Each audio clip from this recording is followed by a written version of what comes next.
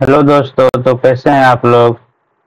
आज हम arithmetic progression का बहुत ही इम्पोर्टेंट क्वेश्चन, ऑब्जेक्टिव क्वेश्चन लेकर आया हूं और कृपया करके आप लोग जरूर देखें। बहुत ही इम्पोर्टेंट क्वेश्चन है।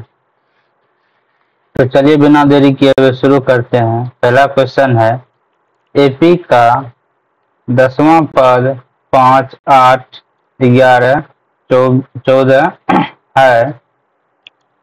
एपी का 10वां पद क्या होगा। कह रहा है एपी का जो है 10वां पद क्या होगा।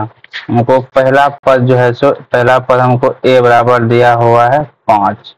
पहला पद ए बराबर 5 दिया हुआ। हमको सार अंतर निकालना होगा, तो सार अंतर यानी डी निकालना होगा। तो क्या करेंगे, तो दूसरा पद माइनस पहला पद, ये 3 हो जाएगा। 10वां पद होता है 10वां पद होता है ए 10वां पद होता है a plus n minus 1 into d, यानी a plus 10 minus 1 into d, यानी ए प्लस 9 डी। 10वां पद जो है वो ए प्लस 9 डी होता है। तो ए का मान दिया हुआ है 5 और डी का मान आ गया 3। तो 9 गुना 3 बराबर 5 प्लस 27, ये हो जाएगा 32। यानी आपका जो है ये 32 ए नंबर आंसर हो जाएगा। अगला क्वेश्चन है, एक समांतर श्रेणी में यदि ए बराबर 7.2, डी बराबर 3.6, ए एन बराबर 7.2 है, तो एन बराबर क्या होगा। तो ए एन बराबर होता है ए एन बराबर a plus n minus 1 into d. हमको ए एन का मान दिया हुआ, ए एन का मान है 7.2 बराबर ए का मान है माइनस 7.2 प्लस एन का मान हमको निकालना है n minus 1 into D, D का मान 3.6 है। ये हो जाएगा 7.2 है, ये है बराबर की साइड, ये है माइनस में, इधर आ जाएगा तो आ जाएगा प्लस में 7.2, और ये बराबर को साइड 3.6 मल्टीप्लाई में इधर आएगा तो डिवाइड में आ जाएगा बराबर n माइनस 1। अब इस दोनों क्या करेंगे, ऐड करेंगे, तो ये हो जाएगा 14.4 बटे 3.6 बराबर n माइनस 1। ये हो जाएगा, इस पॉइंट को उड़ा देंगे, ये चल जाएगा 4 बार में, यानी 4 बराबर n माइनस 1। n बराबर हो जाएगा 4 प्लस 1 बराबर 5। n का मान जो है हमको वो 5 आ जाएगा। अगला क्वेश्चन है, एक समांतर श्रेणी में यदि d बराबर -4, n बराबर 7, ए एन बराबर 4, तो ए बराबर क्या होगा। तो दोस्तों ए एन बराबर होता है a plus n minus 1 into d. तो ए एन का मान हमको दिया हुआ है 4 और ए का मान है -4, तो एन माइनस 1 इंटू एन का मान दिया हुआ हमको 7, एन का मान दिया हुआ 7 माइनस 1 इंटू डी, डी का मान दिया हुआ -4। ए का मान हमको निकालना, ए का मान हमको निकालना। ये हो जाएगा 4 बराबर ए प्लस 7 में से गया 6 मल्टीप्लाई -4, ये हो जाएगा 4 बराबर ए माइनस 24, 6 गुना 6 24, तो हो जाएगा 4, ये है माइनस में, इस साइड आ जाएगा तो प्लस में आ जाएगा बराबर 1, यानी ए बराबर 24 4 28 आंसर हो जाएगा। यानी आपका आंसर जो है वो डी नंबर आ जाएगा। अगला क्वेश्चन है दोस्तों, एक समांतर श्रेणी में यदि a बराबर 3.5, d बराबर 0 और n बराबर है 101, तो ए एन का मान का क्या होगा?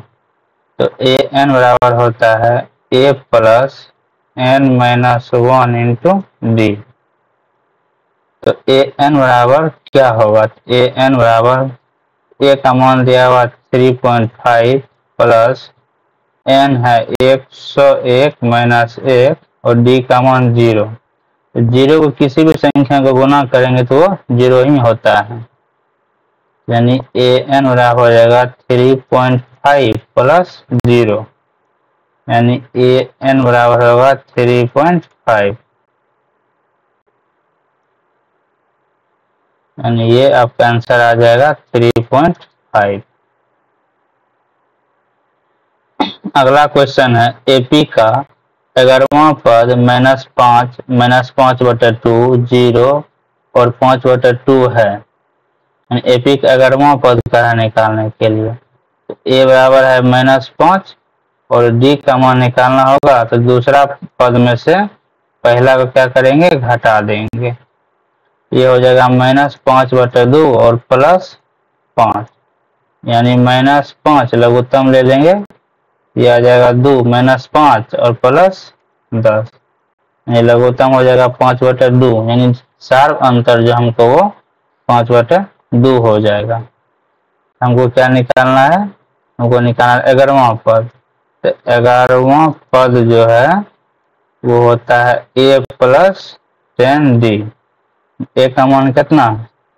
ए का मान है -5 प्लस 10, डी का मान है 5/2।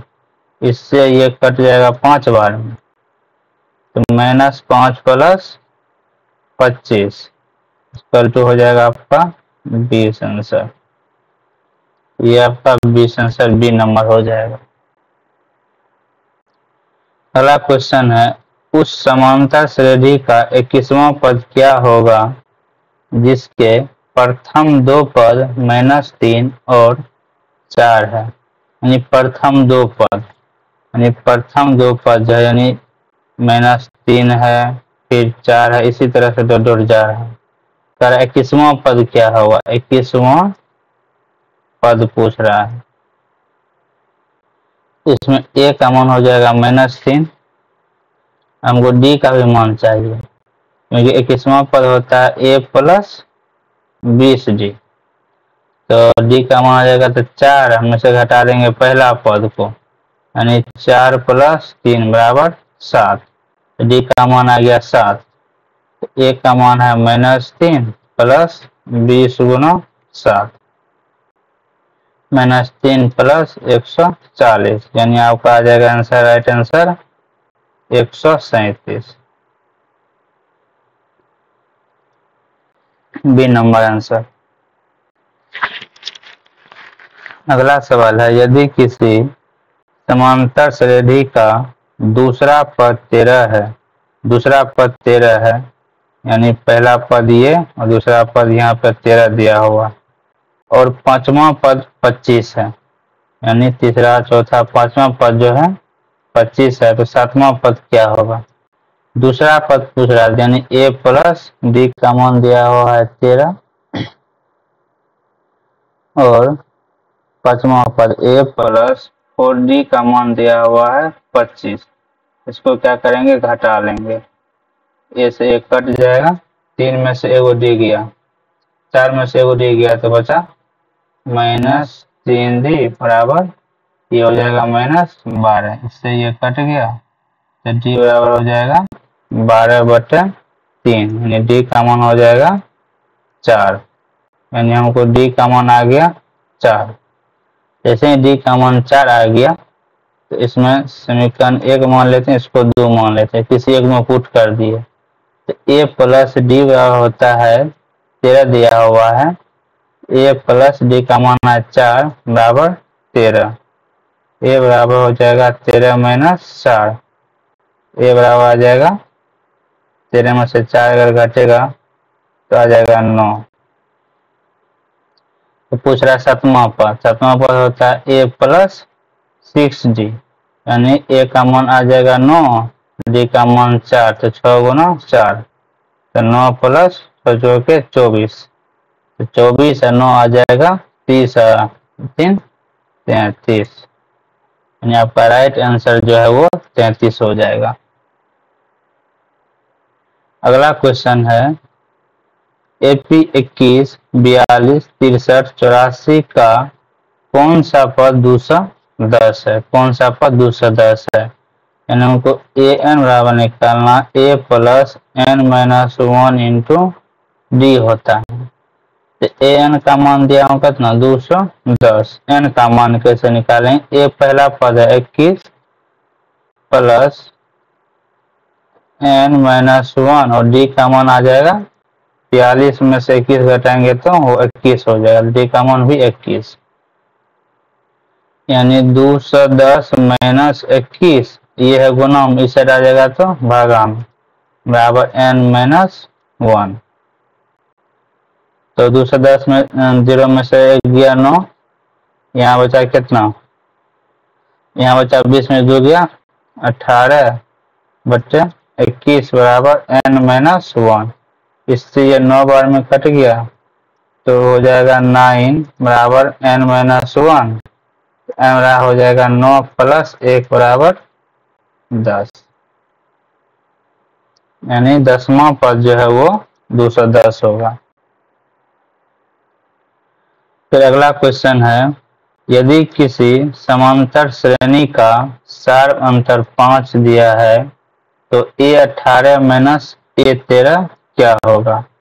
यानी सार अंतर जो है d का जो मान है वो 5 दिया हुआ है, a18 माइनस a13, तो a18 को हम लिख सकते हैं a प्लस 17d और a13 को हम लिख सकते हैं a प्लस a13 को 12d।